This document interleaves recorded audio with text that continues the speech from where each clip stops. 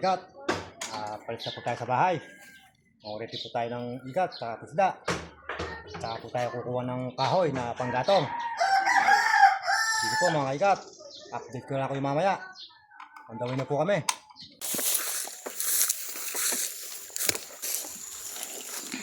Yan po mga kaigat. Nandito na po tayo sa lulusong natin. Yan po. Yan po tayo lulusong.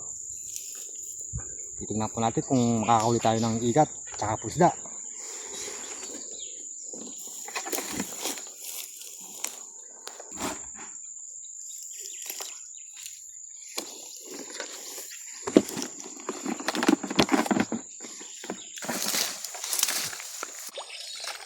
Oh mga kaigat, yun naman o, gurami.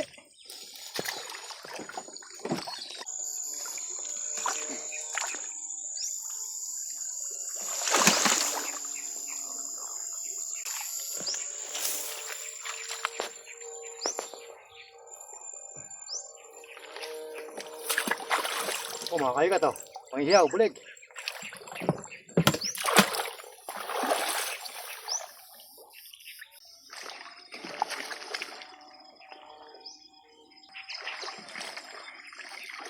Po mga kaigat o, igat po. Medyo walang na po laki.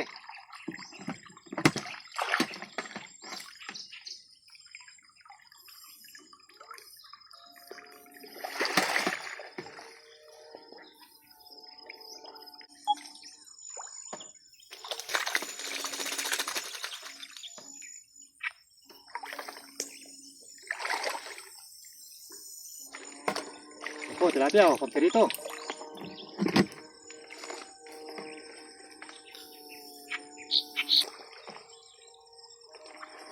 Oh, yan po, ikat o mga kaigat. Yan po mga kaigat. Kung paano po malalaman kung meron pong igat. Kapag po tumusok ka sa ibabaw ng tarundon, sa gilid po ng tubig. Pag po merong bumula o umuga, igat po yun mga kaigat. Ganun po yung paghuli ng igat. Pagka po sa isda naman, pag po tumusok ka sa may tubig na may kangkong o water lily, kapag po merong kumubog o pumutok, tsaka po merong bumula, bulig po yun, patay po nun mga kaigat. Ganun po ang paghuli ng isda, tsaka po igat.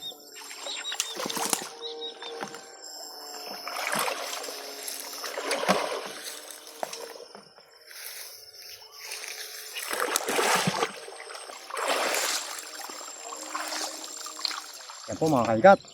Ahon na po tayo. Tapos na po tayo mangurete. Pupunta na po tayo sa motor. Tapos po kukuha ng kahoy na panggatong. Sige po mga kaigat.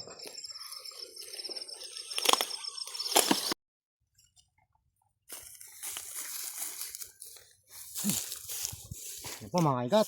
Sa motor na po tayo. Nakachampa na lang po tayo ngayon mga kaigat. Kataas po natin yung mga kurente. Kumuha po tayo ng kahoy na panggatong. Ayan po, dalawang sako mga kaigat.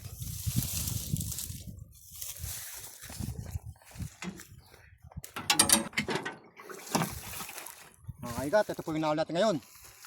Tilapia po, ang marami. Tsaka po bulig. Tsaka po konting igat. Ayan po, nakatama lang po tayong tilapia. Lalapat po. Malaki.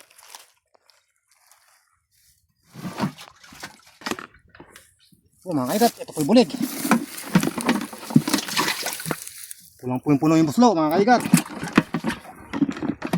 Ito.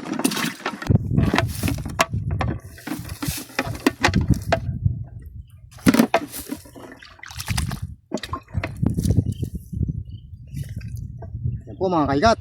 Hanggang dito lang po. Paki-follow and like and share naman po si Kaigat. Para po mas maraming mabigyan ng pangulam na bulig. Salamat po.